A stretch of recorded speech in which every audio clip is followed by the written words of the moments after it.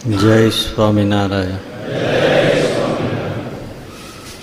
હા, યાદ આવી છે તો વાતમાં વાત કહી દઉં કે કાશીમાં બહુ જ મોટો વેદાંતિ પ્રખર જ્ઞાની સંન્યાસી એને નરસિંહ મહેતાનું બધું આ જાણ્યું કે ત્યાં આવી લીલાઓ થાય છે, ભગવાનનો ભક્ત છે, બહુ લોકોની પાછળ પડે છે. તે કાશીથી લાકડી પછાડતો પછાડતો જુનાગઢ આવ્યો અને કોઈને પૂછ્યું કે નરસિંહ મહેતાને મારે મળવું છે. એટલે નરસિંહ મહેતા આમેથી જાય લાવતા ટોપી નાખીને મંજીરા વેલા કરતાલ કકડાવતા. કોઈ કીધું નરસિંહ મહેતા આ હાલ્યો આવે સામે, જો વૈષ્ણવ જનતો તેને કહે ગાતો ગાતો આવે, જો ધૂળની ડમળીઓ ઉડાડતો આવે.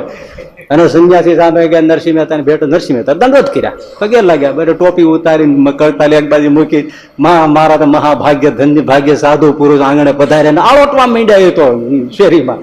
એટલે સંન્યાસી કે રાખો રાખો વેવલાઈ રેવા દો. અરે બાપ, આને વેવલાઈ કહેવાય, તમ જેવા સાધુના દર્શન મારે તો 68 ગંગા તીરથ નાચવા માંડ્યા ટોપી.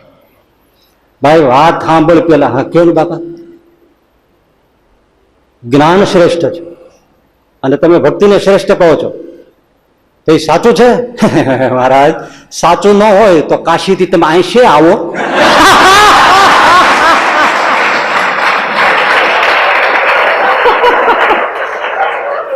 હવે આને શું કેવું લ્યો તમે?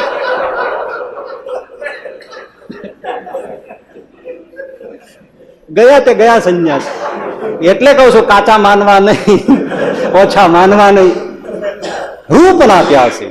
એ પ્રેમાનંદ સ્વામી બીજા પદોમાં પણ કહે છે કે હમ તો સહજાનંદ રૂપ છે મતવારે, ભાવે કોઈ ગારે કહે ગાય કોઈ કારે, હમ તો એક સહજાનંદ સહજાનંદ ગાવે. એમને રૂપના ઉપાસી છે ભાઈ, તમે જે કહો તે.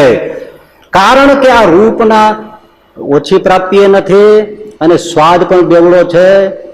રામાનુજાચાર્યજી બહુ સરસ કહ્યું છે કે સાકર થાવી કરતા સાકરનો સ્વાદ લેવો સારો.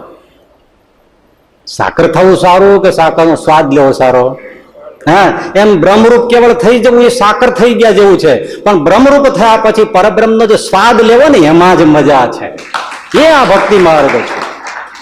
અને શિક્ષાપત્રીમાં મહારાજ એ જ કહ્યું, નિજાત્માનમ બ્રહ્મ રૂપમ દેહત્રય વિલક્ષણ વિભાગ તેન કર્તયા ભક્તિ કૃષ્ણ સર્વદા.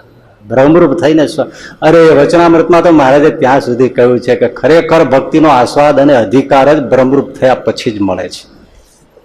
એટલે બ્રહ્મરૂપ નથી થવાનું ભક્તિ માર્ગમાં એવું નથી, થવાનું છે, પણ એને ભગવાનના પ્રતાપે સહજ થઈ જાય છે. ભગવાનની ઉપાસનાથી જ થઈ જાય છે. અને પેલાને થાય છે કે નહીં એ શંકાને સ્થાન છે.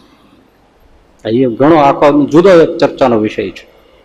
તો એવા રૂપના ઉપાસીની શ્રેષ્ઠતા, પ્રાપ્તિની શ્રેષ્ઠતા, ભગવાનની કૃપાનું પાત્ર, ભગવાન સતત એની પાછળ ને પાછળ આગળ ને આગળ ચારે કોર ફેરા રાખે તો એનાથી બીજું મોટું શું જોઈએ ભાઈ? માટે હંમેશા છે ને ભગવત ભક્ત બની રહેવું, ભગવાનનું રૂપનું ધ્યાન કરવું, ભગવાનના નામનું કીર્તન કરવું, જે ફાવે તે. ઘણા આ 9 પ્રકારની ભક્તિ છે ભાઈ. શ્રવણમ કીર્તનમ વિષ્ણુ સ્મરણમ પાદ સેવનમ અર્ચનમ વંદનમ દાસ્યમ સખ્યમ આત્મનિવેદન. 9 પ્રકાર છે. 9 માંથી ભાઈ ફરતી ફરતી સૌ બધા જે કરતા હોય એ બધું ભક્તિ કરવાની છે. પણ ઘણાને શું છે, કીર્તન ગમતા હોય ને તો પછી નામ જપ કરતા એની ટીકા કરે. એમાં નહીં, તમે કીર્તન કરો તો ભગવાન રાજી થાય. અરે ભાઈ, જેને જે રૂચે એ કરે. નામ જપ કરવા વાળા હોય તો કીર્તન વાળાનું જો એમ બોલે કે ભાઈ એમાં કીર્તનને પખવાજ બગાડ્યા તે શું થાય, જપ કરો. ભાઈ બધું કરવાનું છે. નામ જપ કરનારા એ કીર્તન પણ કરવાના છે, કીર્તન કરે એને નામ જપ કરવાના છે, પણ જેની જે પ્રમુખ રૂચિ હોય એ વિશેષ કરે. એમાં એને વધારે સ્થિરતા આનંદ આવશે અને પ્રાપ્તિ થશે જલ્દી.